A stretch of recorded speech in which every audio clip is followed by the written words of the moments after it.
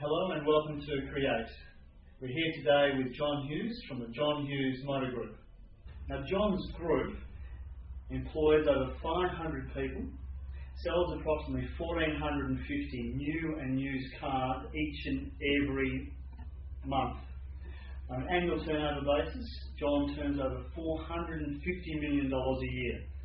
For the last 20 consecutive years, his company has been in the top 3 largest selling Mitsubishi dealers in Australia, and we're number 1 in 2003 and again in 2005.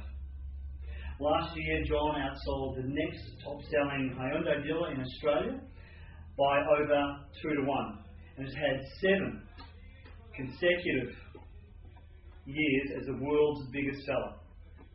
Now, John is a recognised dynamic public speaker on performance and business strategies. John, welcome to Cre8. Yeah, thank you, Brett. Pleasure to be here. Thank you for joining us. So, John, I've heard you talk publicly about your business strategies, and you've mentioned that it's really important to know how to recognise opportunities. And you use the analogy of picking up a baseball bat and knowing when to swing at those opportunities and when not to. Right. So how do you decide personally what opportunities come by that you swing at and what opportunities you want me to tell that story? Yes, absolutely. Right. Actually, it was a cricket bat, not a baseball bat. Yep. Look, I feel that going through life and handling the stresses and pressures and strains of life, and there are plenty, and we all face them. It's a bit like a game of one-day cricket. You've got a piece of wood in your hand called a bat. Yep. You've got 3 sticks behind you called stumps. You've got 10 people out there wanting to catch you out, and you've got one person at the other end with a little hard red ball that's going to throw at you 6 times. Now, on average, 4 of those 6 balls you let harmlessly pass. They won't hurt you if you don't play them. You don't touch it. Yep. You shoulder your bat and let the ball go harmlessly past. Anger, fear, suspicion, jealousy, envy, fear of rejection, lack of confidence, depression, whatever. Don't play them. They'll only hurt you if you touch them.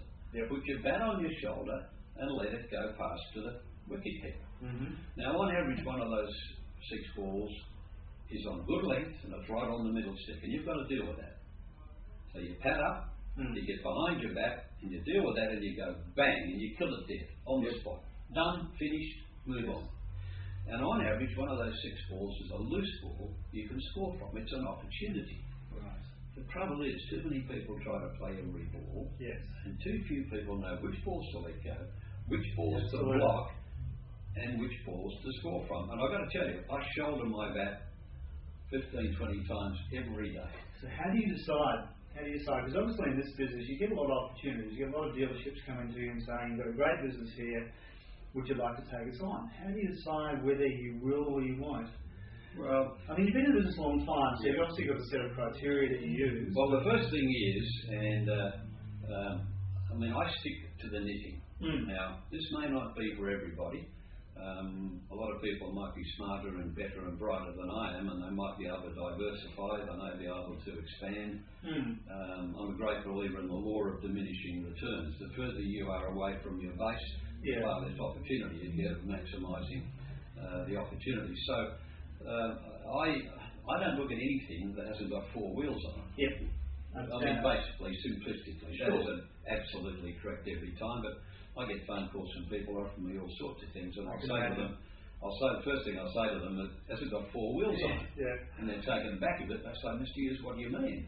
Has it got 4 wheels on it? Well, no, it hasn't. Well, if it hasn't got 4 wheels, I'm sorry. It may be the greatest thing since sliced bread or whatever. I'm not interested. So I stick to the area of my expertise. So if something goes wrong with whatever venture I get involved in, I've got not only hopefully the time, but I've got the ability to go and fix it. Now, if I get outside my comfort zone, I don't want to do it. Yeah.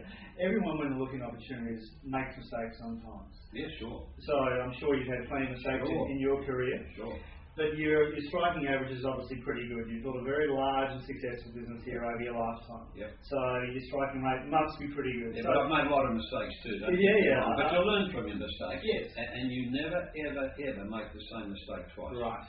You know, I mean, Everybody makes a mistake, and you're allowed to and should make a mistake, but only stupid people make the same mistake twice. So when you look back on the ones that you have picked up the bat and had a go at, and the ones that have really worked out well, was there a gut feel when you first looked at those things? Yes. And look, advice, if anyone approaches you to be involved in partnership with them or in events that they're involved in, pick the person first. Yes.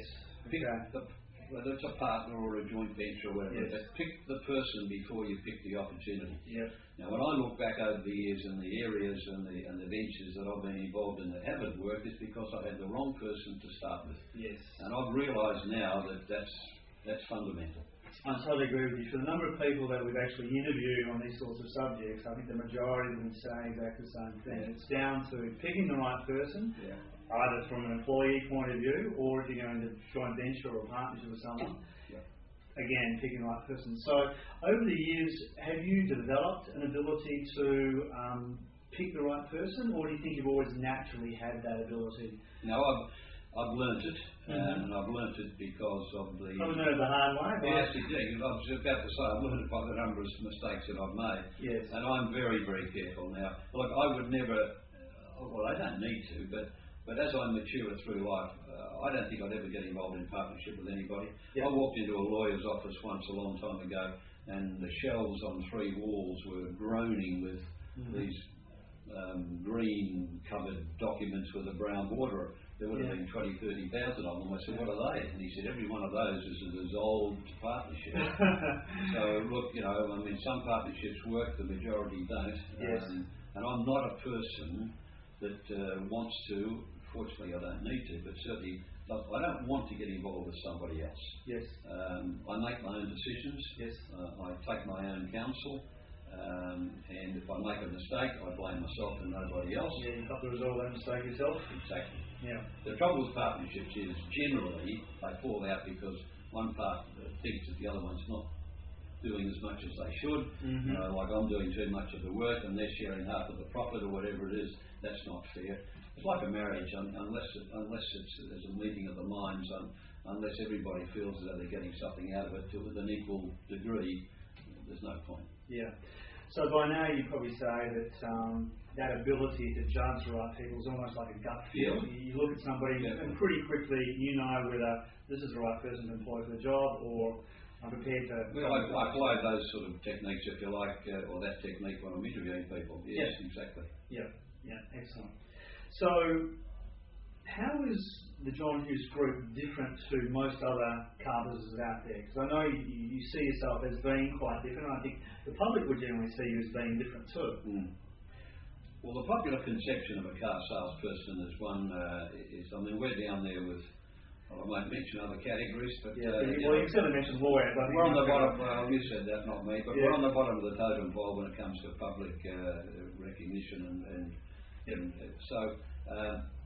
I'm proud of the fact that I could walk down St George's Terrace after 50 odd years in the business and I could look anyone straight in the eye. I don't have to lower my head, I don't have to cross the street. And I sleep soundly at night and I like what I see in the mirror. I mean, I'd like more hair, I'd like a smaller nose, but... so you and me both on that point. I can live very comfortably with myself. And I think that's...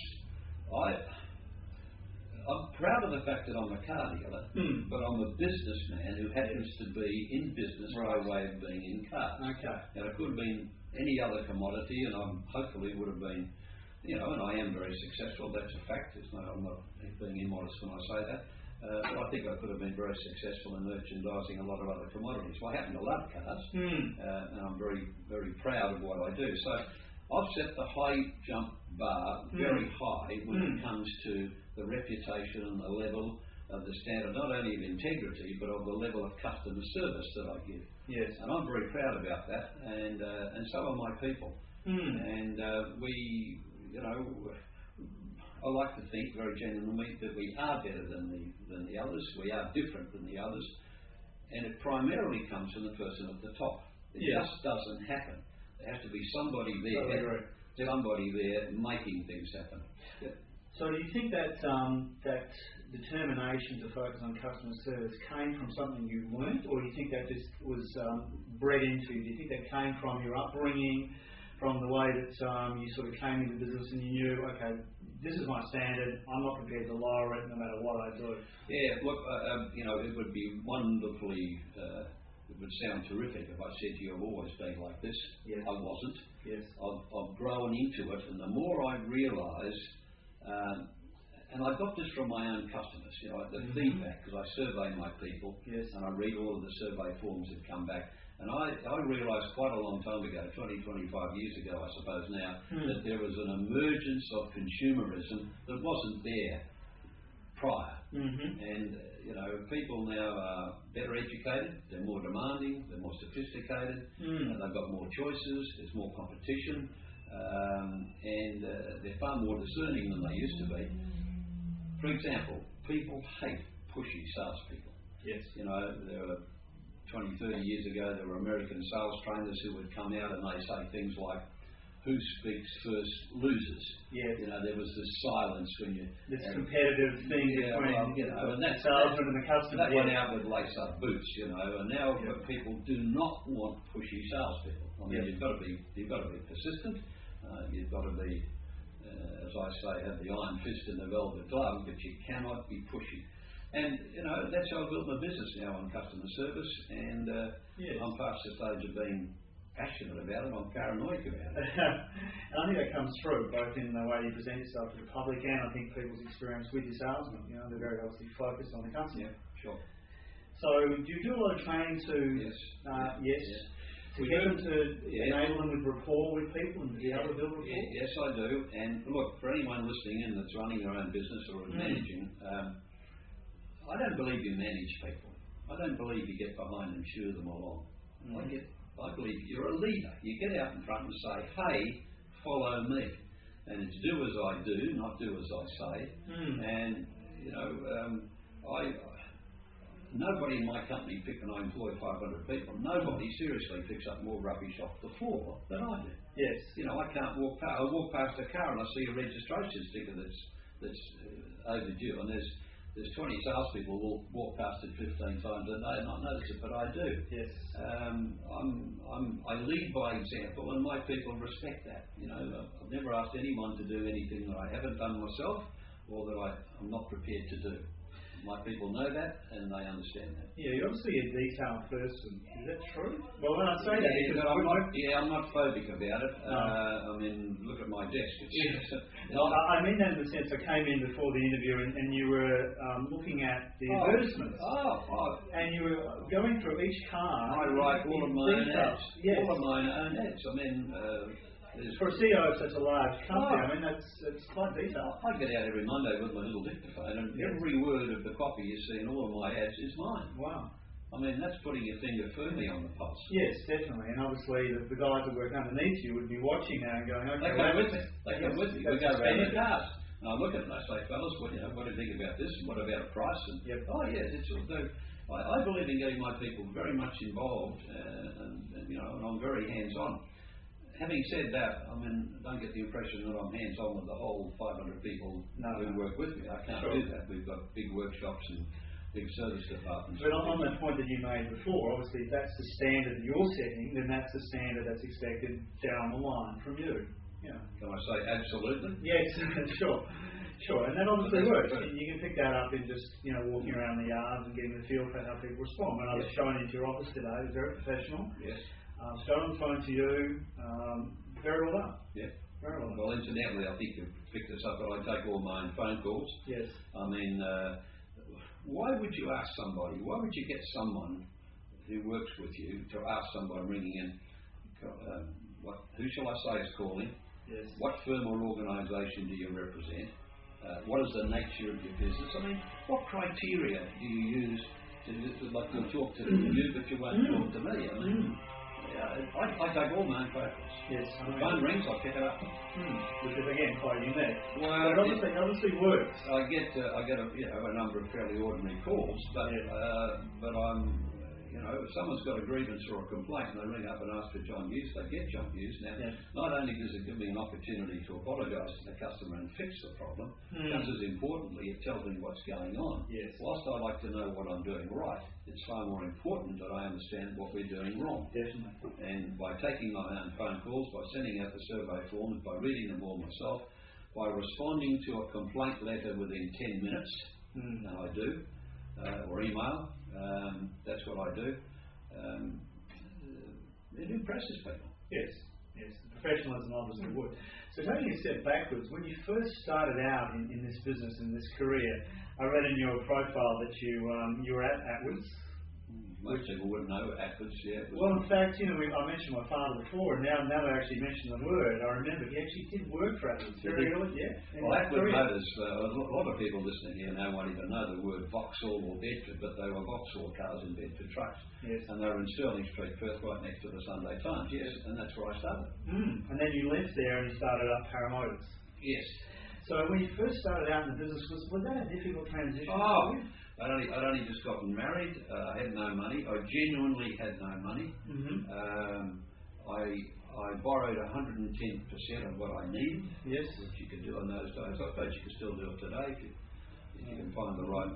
Probably not right now. Maybe not right now, but I mean, you know, things change. Let me tell you, we'll all be back where we were in another 2 or 3 years' time, or less than that. Yeah. So, and I used to wake up in the morning with a knot in my gut. Yes. And that was when I was working for other people, and I had all the tests and there was nothing wrong. But the minute I made the decision to go out on my own, the minute I went out and borrowed 110% of what I needed, the minute I took on all those pressures and all that strain, the knot in my gut went away. And that was my body telling me, hey John, you're not someone who was destined to work for anyone else. You have to work for yourself. And this yard that we're sitting in now was my first yard in 1969. That's 40 years ago. So has it always been on this spot? Yep, the first yard was right here. But I nearly went under before it even sold the first car, because the builder was slow in getting the building up, getting the yard ready, and I had to make the first payment, which I didn't have. Right. They say that if you want pig iron, you turn the furnace down low. If you want stainless steel, you turn the furnace up to red hot heat. Okay. Well, I started out with red hot heat. Yeah, I was you sweating get the dance pretty quickly to get off the heat. I found a yard in Inglewood, which I went out there with one other salesman, no cleaners, no clerks, nothing. Yep. We bought the cars, detailed the cars, did all the paperwork. I think I worked 14 hours a day, 7 days a week. Sold 92 cars in my first month, which gave me the cash flow to make the payments on this yard. Otherwise, I would have been dead in the water before I even learned to swim. Yeah, so you're obviously committed in that early stage. Did you build a business then on the same principles as now, or as you said before, you sort of learned it? Yeah. Developed and grew. Yeah. You know, as you get, I never pronounce OLD or AGE, but as you mature through life, you definitely get smarter. You learn from your mistakes. You pick up on all your experiences. You might lose a little bit down here, but by heavens, you pick it up here. Yes. I mean, there's not a problem I've got to face. There's not a situation I'll encounter. There's not a difficulty I have to overcome that I haven't done 100, if not 1,000 times before. And it's wonderful. Yeah. We quite often talk about beliefs that people have, but also rules that people have. And obviously over the years, you've developed a number of rules, both professionally and personally, in terms of standards that you'll meet and you won't meet. And, you know, I can see that in you as a person, so they're quite solid now, aren't they? Like you've honed them down over the years. Well, certainly. I mean, personal ones, the 3 H's: humble, humane, honest. My grandmother, who was the matriarch of the family, used to say to me, I'll never forget this, she lived in Quarry Street, Fremantle. She was a tough old lady. And my grandmother was down to it. Yeah, and she used to say to me, be very careful how you treat people on the way up. There's a good chance you go to meet them on the way down. Right. And another one too, this is a real old one, but a good one. Pride comes before a fall. And the minute I mean, look, you have that quiet sense of inner confidence that says, hey, I know who I am, I know how good I am, I know where I'm going, don't get in my way. But you don't pound your chest and you don't raise your voice and you don't big note, and then the minute you start thinking you're too much better than anybody else. Yes, we've all seen those people that have done that, and we've seen where they end up. Keep your feet firmly fixed on the ground. So when you were first starting up the business, did you have those sorts of guiding principles inside of you, that sort of confidence, or quiet confidence? You knew that... I was... look, I grew up sharing a very small bedroom with two other brothers. We weren't poor, but we certainly were a long way away from being wealthy. And I grew up in the early stages not really knowing what I wanted to do, but more importantly and very meaningfully, I knew what I did not want to do, and I knew what I did not want to be. Yes. I had that springboard, starting from down there, but gave me that huge impetus to go up. But I've developed and gotten better over the years. I initially started out with a great degree of ambition and a determination that I wanted to be better than where I started. Yes. And I'm very thankful I had that. And people who grew up and grow up now in comfortable middle class surroundings will have to find another form of motivation. I was very lucky. I had a humble background, and that gave me the drive to want to be better. Yes, if I'd have grown up in a more salubrious environment, I would have had to find that drive from somewhere else. Just changing subjects for one moment. So do you find with some of the younger people you're employing, do you find that sort of perhaps lackadaisical attitude coming through in the current generation? Look, I've got to tell you genuinely, a lot of people knock young people. I think young people today, generally across the board, are terrific. I don't know what John Hughes was like when he was 21 or 22. If John Hughes was sitting over the counter there now wanting an interview with John Hughes at my vintage, I'm not even sure I would have given him a job. I don't know. How do you know? Can you go back? But all like the young people today are better educated, they mature quicker. Sure, there are times that I wish I could put my head on their shoulders. Sometimes I shake my head at the things they do and don't do. But do you find the attitude is still there, that hunger, that drive is still there? What, with them? Yes, with them. Generally, no. But that's my role. That's my challenge. Yes, okay. So you're the mentor for them. You help more than that, the motivator. Yes, okay, all right. So you obviously would use those sorts of methods in terms of managing staff, because one of the questions we get quite often, with particularly running a large organisation, a lot of people, how do you motivate them? But it's really not about motivation, is it, as you said before? Well, you do it by example. You do it by setting the standard. Look, you have to be absolutely clear and precise. Now, up on the wall, you won't see it up there now, but I've got a company philosophy, and that's more than just words on a piece of paper. A long time ago, I wanted something that everybody in the company could put their arms around and embrace. It was like a mission statement, if you like. I wanted them to know where we'd been in the past, where we were right now, where we wanted to be in the future, but more importantly, how were we going to get there? And I wanted something succinct and that everybody in the company could understand and embrace.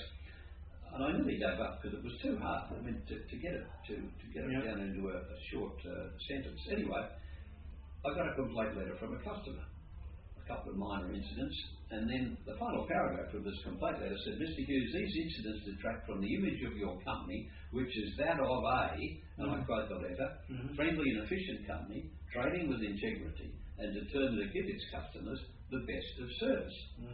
All I did was put the word very in front of best, cut it out, pasted it up, gave it to all my managers, and I said improve on that without adding one word. Well, of course they couldn't.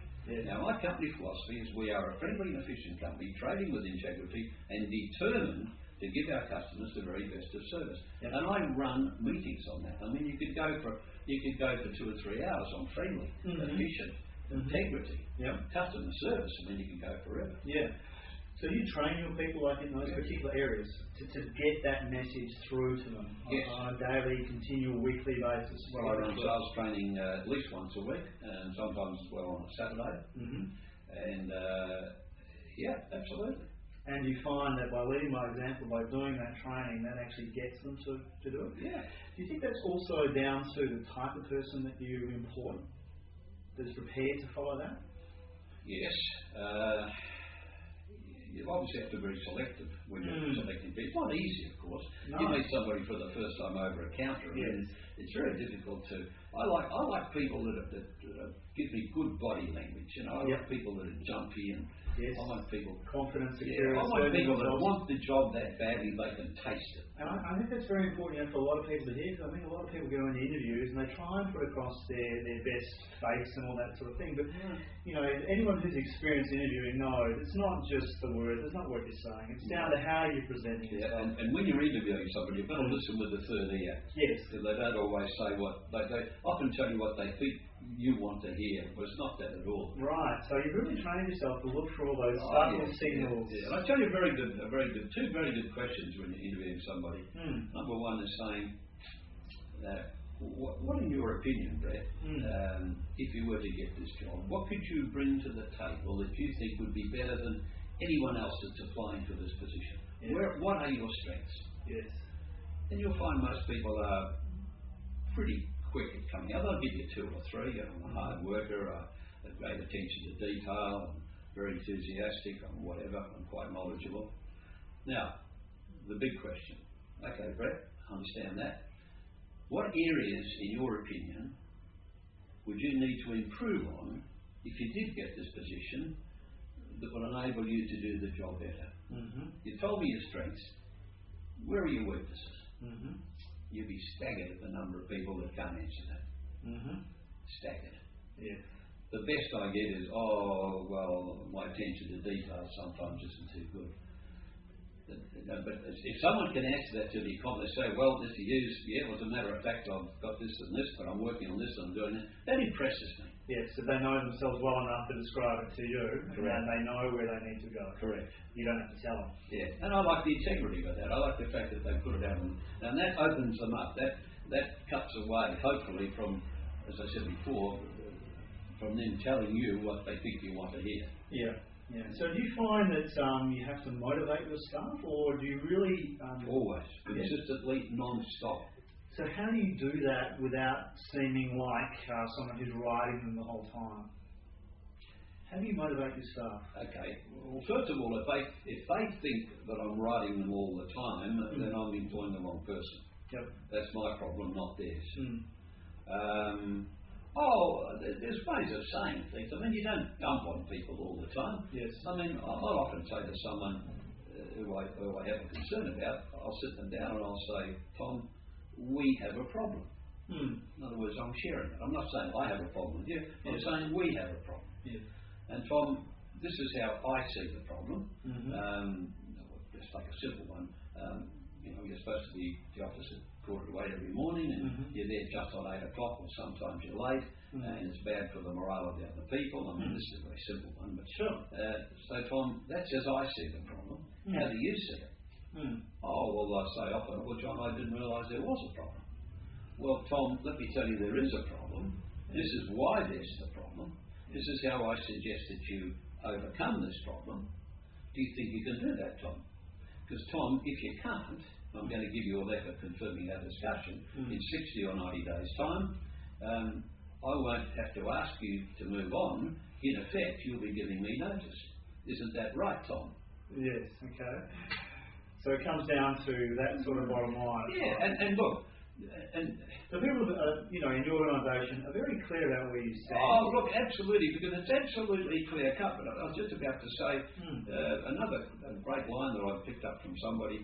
It said that they're talking to managers. They said, when is the last time you caught one of your staff doing something right? And there and then, in front of their peers, congratulate them. Yes. Harry, that was a brilliant job. You did that extremely well. Best I've ever seen. Fantastic. You did an excellent job. Yeah. So be quick to people are very quick to criticise and they're slow to compliment. So, like for example, just a very quick one. In politics, you've got the government and you've got the opposition. Never, ever, ever, when the government of the day come up with a bill or with an idea, never, ever, ever do the opposition say, well, look, that's a good policy. That's a good bill. If we were in government, we would have done the same thing. We'll support that. Yep. They don't. Yes. But if they were to do that, and then they came out and criticised the next bill, they'd get more recognition because they're speaking with integrity. Look, we like that one, we don't like this one. But you can't continually knock all the time. It's the same when you're employing your staff. You can't continually knock them. praise as equally as you criticise. Yeah. So how do you keep the pulse? You've got 450 staff. How do you keep the pulse in each of the areas? Obviously, you've got managers in each area. Yeah, very good people. Yes. So you rely substantially on those. I can't even turn on a computer. I noticed you don't have one in your office. I've had a computer bypass. Seriously. I've got a very good person who looks after all of my finance and administration. More than one person, but he heads it up. I've got an excellent person, the director of the company, who looks after what we call our fixed operations, service departments, parts departments, mobile service, tyres, batteries. I mean, it's huge. And I've got another director who basically looks after sales, but I'm very involved in sales. I'm a salesman. Yeah. That's where I came from. A long time ago, I went to Japan to try and get the Honda car franchise. Honda at that stage were making very good motorcycles, and they were just starting out to make cars. And they took me to a suburb of Tokyo, and they showed me this brand new 32-storey tower called the Honda Tower. I've never forgotten this. And I said, Mr. Honda is up top in the top of the Honda Tower. No, Mr. Honda's not in the Honda Tower. I said, Mr. Honda's not in the Honda Tower? No. Who's in the Honda Tower? Accountants, clerks, lawyers. I said, well, where's Mr. Honda? I said, Mr. Honda is an engineer. He's in the engineering department in the R&D section. Taught me a lesson. I was only 26 or 27. Stick to what you know. Mr. Honda was an engineer. He spent his time in the engineering department. Left everything else to everybody else. And that's pretty much what I do. I mean, obviously I keep my finger on the pulse. Yes. But I totally concentrate on sales. That's my strength. That's what I'm best at. And I find very good people to look after everything else. So it'd be fair to say that you started out in career as a salesman and then developed into a businessman. Yes.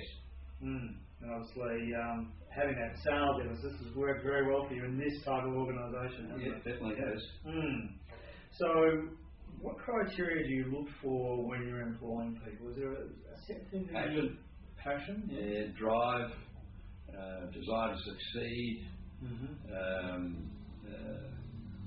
willingness to work as part of the team. How do you define that one? How do you know if they're going to work as part of the team?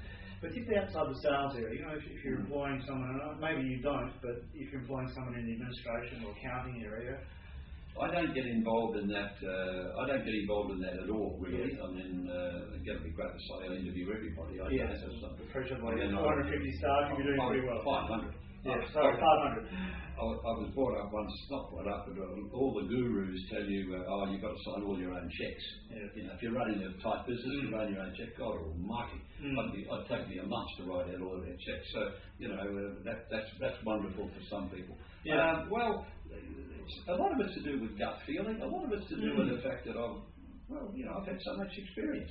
And I've put people on who didn't work. And I'm sure I haven't put people on who probably would have worked. And when you have put people on that haven't worked, have you sort of thought back and thought, okay, well that didn't work because of... and then refine the model. You analyse every decision you make with the benefit of hindsight as to whether it was a good decision or a bad decision. You review it, you analyse it, and you work on your strengths and eliminate your weaknesses. I mean, a lot of people go to success seminars or business seminars, and you hear how to be successful, but it really does come down to a lot of refinement, a lot of experience to work out exactly what you need to do in your industry, doesn't it? Yes, it does, and you need then to. But look, you really need to be the most professional person in your industry. Be the most knowledgeable. Be the most, you may not have a university education, I don't, but look, don't play with your business, don't just nibble around the edges, jump right into the middle. Somebody asked me a long time ago, a car dealer from a successful Ford dealer in Sydney somewhere, said, John, how involved are you in your business? I said, I am completely immersed in it, and I am. Yes. I am. Yes. I'm not in the water, I'm under the water. I'm totally immersed in my business. I mean, it's obvious you're passionate about the business. You spend a lot of time, energy and focus on the business, hence you get back out what you're putting into the business, don't you? Exactly. And again, as I mentioned at that talk that I gave, one of the most single important things about running a successful business, whether you're an owner or a manager, is two words simply: just be there. Just be there. You know, don't take. Lunch. What's lunch? I had lunch today 6 minutes at the desk, 7 minutes by the time I brushed my teeth. We're going to China. I'm sending 4 of my people over to China. So I'm bringing a Chinese car. I've got the Australian distribution. And they've sent me the agenda. And it's an hour and a half for lunch every day. Now we've got to understand Asian sensitivities and cultural differences. Sure. But we find back an email say, hey, 30 minutes is maximum. Let's spend that extra hour in doing what we should be doing. It's a long way to go. Yeah. We're not going over there to spend an hour and a half for lunch. Yeah. I think it's also true that somewhere along your career you made a decision to be the best. Absolutely. Yeah. Look, you wouldn't settle for anything else. And I think a lot of people go into business and, as you say, they play with it. They go into it, they like to be successful, but they really aren't determined to be the very best. You've got to get into it. You've got to want it so keenly. You've got to be, don't you say?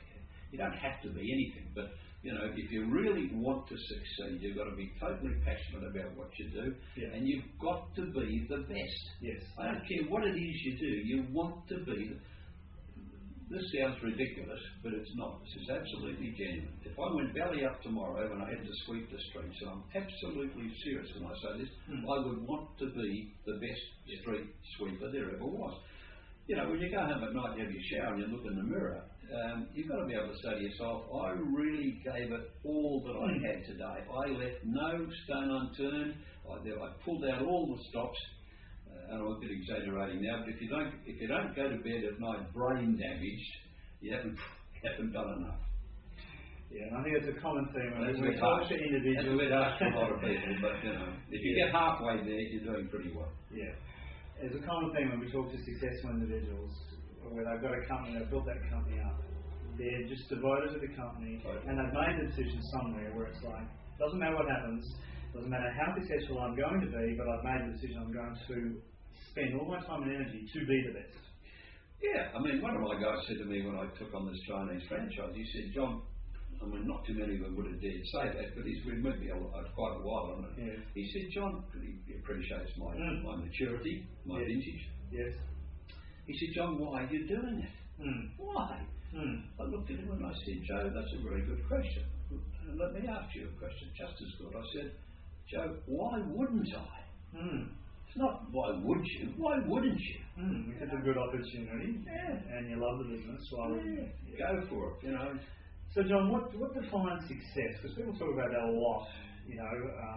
What does it define for you personally? How do you know that John Hughes is successful? And I'm sure it extends past just the business itself. Peer recognition, word of mouth reputation amongst the community. I get enough congratulatory phone calls, thank you emails, lavish comments on some of the survey forms that I sent out. I mean, you've seen I'm the only car dealer, and I say this again, to my knowledge, I'm the only car dealer in the world, not Australia, the world, that runs those testimonial ads. So, like this morning, for example, I got a double page ad in the West this morning, as it turns out, from unsolicited comments from people. And I know I'm successful, and I know I'm extremely proud of the reputation that I've got. I tried to work out some time back how many cars I've sold over the years, and I don't know, it's somewhere between 300,000 and 400,000, maybe 400,000. But I'm prouder of the fact that, you know, I've got such a tremendous reputation for being honest, for looking after people. Far prouder of that than I am of however many cars that I may have sold. So how do I know I'm successful? Well, obviously the dollars help. I mean, anyone who tells you that they're in business for anything else other than money, I'm a bit sceptical about that. Okay, look, you can be successful as an academic, you can be successful, well, easy if you're successful as a sportsman, because you know you can do the 100 metres in this, or you can that's fine. But you know, an academic or a in a professional life, if you're a doctor or a dentist, how do you measure your success? I suppose on your degree of customer satisfaction, your pride you take in doing a good job. But, you know, this helps too. You know, the advantage of being in business is that money is a great measurement. Now, I'm not saying we all have to go out and try and make a fortune, but you set yourself as to where you'd like to be, and And if you can look at it and say, well, at the end of the month or at the end of the year, I've got X or Y, it's good. So, John, thank you very much for your time. It was a very interesting interview. I think you made a lot of great points there. So I really appreciate your time and being with us at Cre8. Thank you, Brett. Thank you very much.